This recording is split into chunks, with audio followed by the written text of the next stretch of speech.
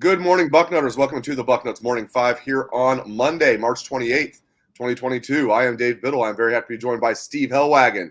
Steve and I have made a pact. We're not going to talk about each other's wives. We're not going to make fun of each other's wives, and we're not going to slap the crap out of each other. So Well, it'd be hard to do. You're 25 miles away, so that I don't is true. But even if we were face to face, we would not be slapping each Yeah. other. By the way, are you Team Chris Rock or Team Will Smith? I'm Team Chris Rock on this one. Well, man, Chris Rock, he did take a little bit of a low shot there with the GI Jane thing, but um, Will Smith Comedian. he should have handled it better than he did, no doubt. You don't hit somebody on live TV in front of what's the Oscars down to now, about 4 million viewers. So A lot of people think it was a publicity stunt, and to get viewership back for the Oscars. Yeah, I I'm don't a know. skeptic by nature, so usually I'm on board with stuff like that. I don't think it was a I publicity don't think it stunt. was. I I think don't think it was. Will. Now he was smiling when he said it, but then 5 seconds later he's charging up on the stage. So that's the only thing that makes you think it was staged, or he was showing faux outrage. I don't know, but then surreal for him to get the best actor award 10 minutes later was just I don't know. What's Kevin Warren going to do with him? Is he going to get 5 games or what?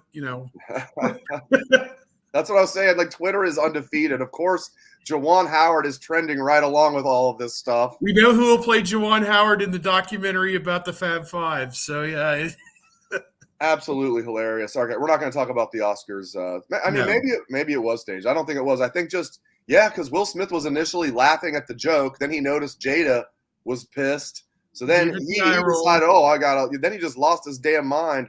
All right, let's move it right along here and talk some Ohio State football.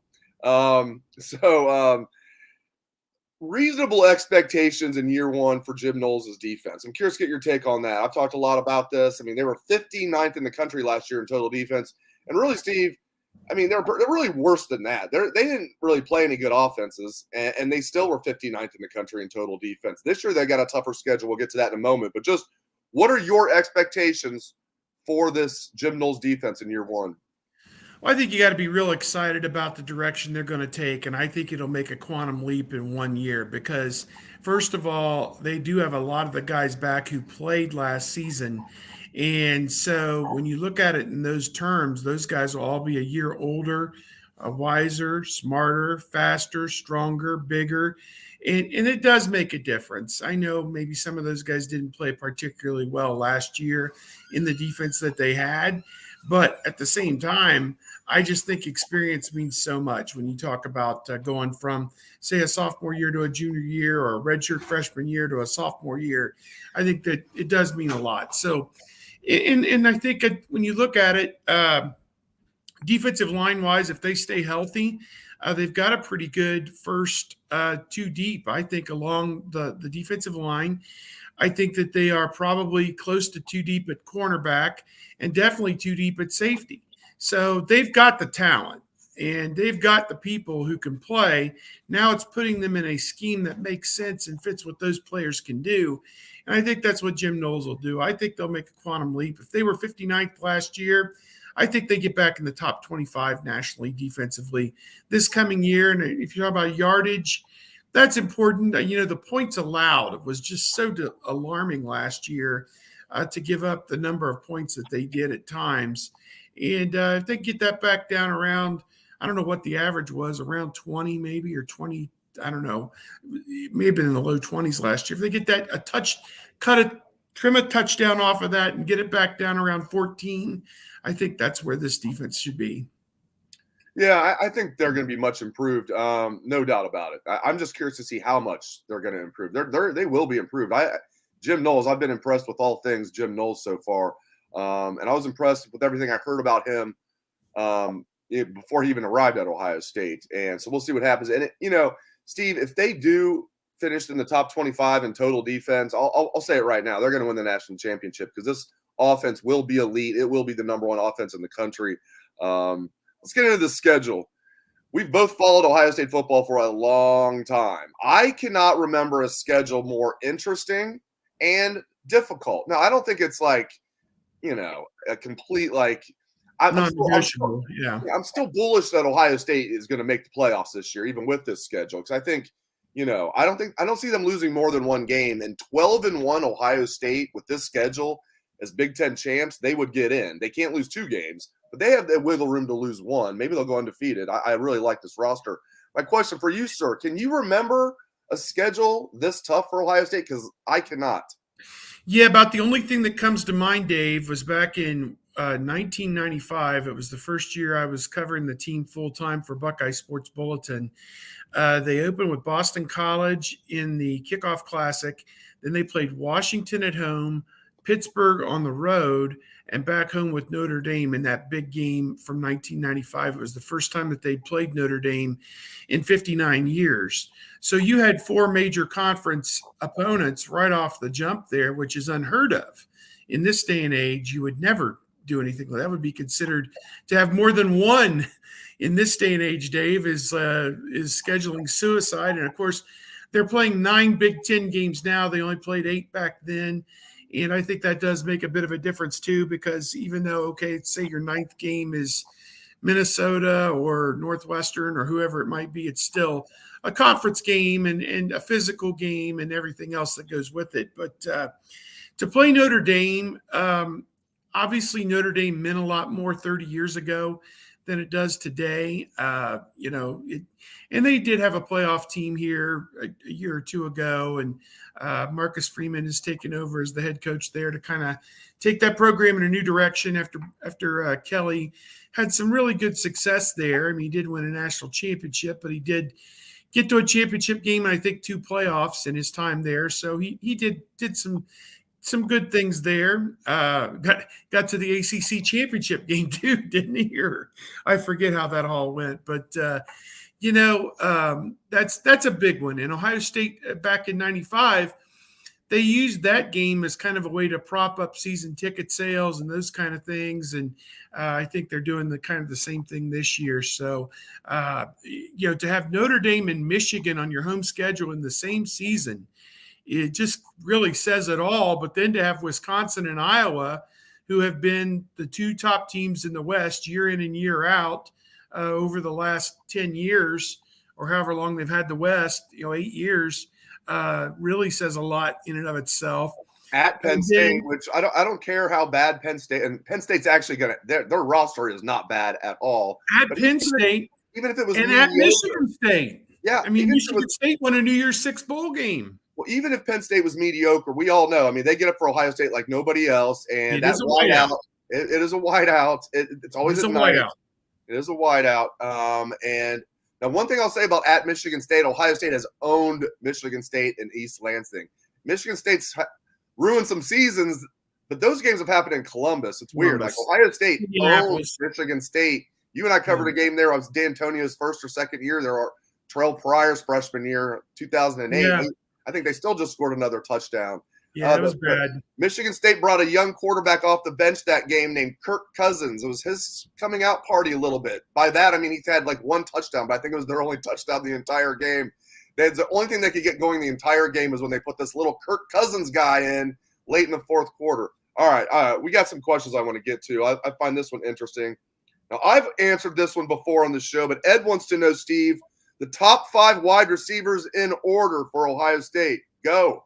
Jackson Smith-Njigba, A. Emeka Egbuka, 2. Fleming, will he be 3? That's a good question. Marvin, well, no. Back up. Marvin Harrison Jr., 2. Emeka Egbuka, 3. Julian Fleming, 4. And then 5, I have no idea. Could be Ballard. Jaden Ballard, Cameron Ballard. You can say healthy. I'm with you on that. You nailed it. Jaden Ballard. You just don't know. Maybe one of the freshmen will break out. It's hard to say, but I think it's pretty clear. Jackson Smith-Njigba and Marvin Harrison are going to have just humongous seasons. I think playing with C.J. Stroud as their quarterback. He's just going to go out and throw for 350 yards every week. It seems like. I am if not completely more. with you, man. I've answered this question. We talked about this last week. Somebody had a question. I was like, yeah, give me JSN, Marvin Harrison, Emeka Ibuka, Julian Fleming, Jaden Ballard in that order.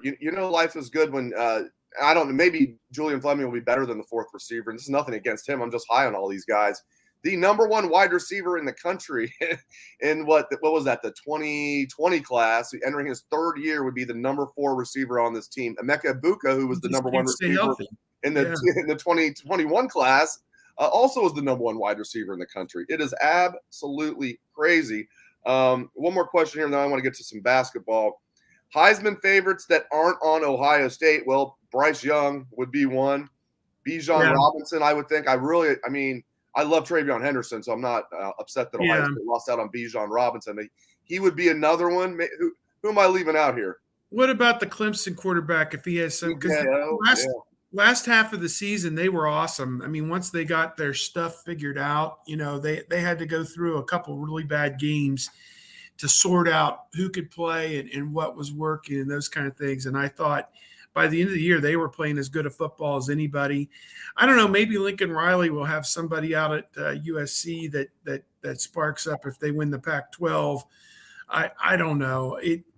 It's pretty wide open, but Bryce Young, has got a chance, obviously, going into the year to match Archie Griffin, as a 2-time Heisman Trophy winner. So, I think you start there and kind of work back from there.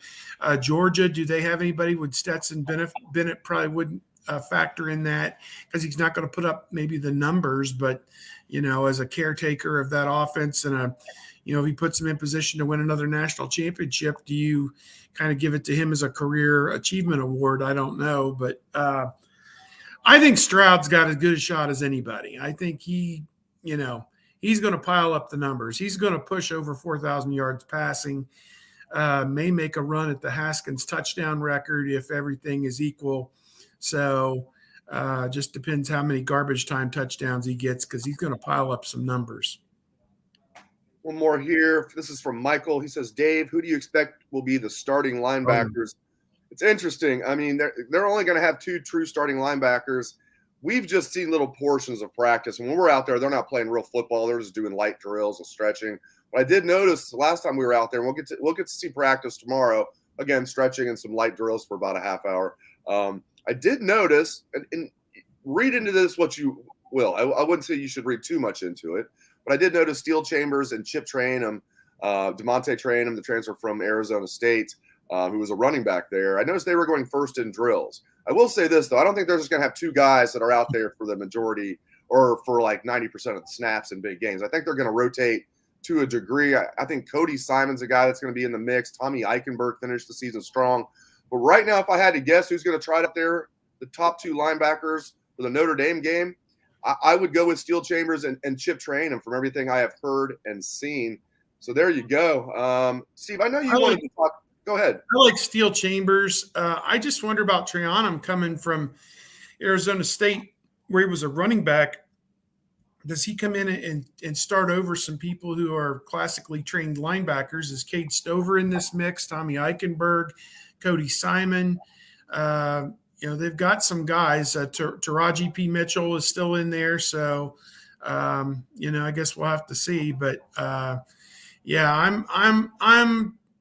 open. Again, I think that linebacker group, along with the defense, is going to be much improved. And really, the best players are going to play. When you have an entirely new group of assistant coaches at all these positions, they're not going to play people on seniority or patronage or anything like that. It's who can produce. And that'll be a refreshing take, I think, for Ohio State. I know you want to talk some hoops. Give me on that. But before we get to that, I'm curious. Because I was asked this yesterday, give me a grade on Chris Holtmann through year 5, your personal grade on Chris Holtmann through year 5, and tell the listeners and viewers what you wanted to say about what's going on. This is a big week for recruiting for the Hoops team. Yeah, I would give him about a B. I think, historically, Ohio State has not been a Final Four, program. Only 2 or 3 of them in the last 50 years. So it's great when they make it. Believe me, 99, 07, and 12 were outstanding. But you kind of have to look on the back of the bubblegum card, a little bit for Ohio State and notice that what that Mata did was a little bit of an anomaly. 4 straight Sweet 16s, pretty good. Ohio State should be better. Ohio State's women's program should be better. I mean, they made it to the Sweet 16 this year. For a university of this size, this magnitude, this reach, the basketball should be better. Let's just start with that. And I'm not indicting anybody in particular. I'm just saying, good is good a lot of places, but not at Ohio State. You need to be great. And then we come around to the idea that the Big Ten is in a crossroads here. They need to have a blue ribbon committee come together and decide what they're going to do about Big Ten basketball. Is it style play? Is it lack of blue chip recruits? Is it not paying the players as some of these blue bloods allegedly do? Now you can do it legally, right?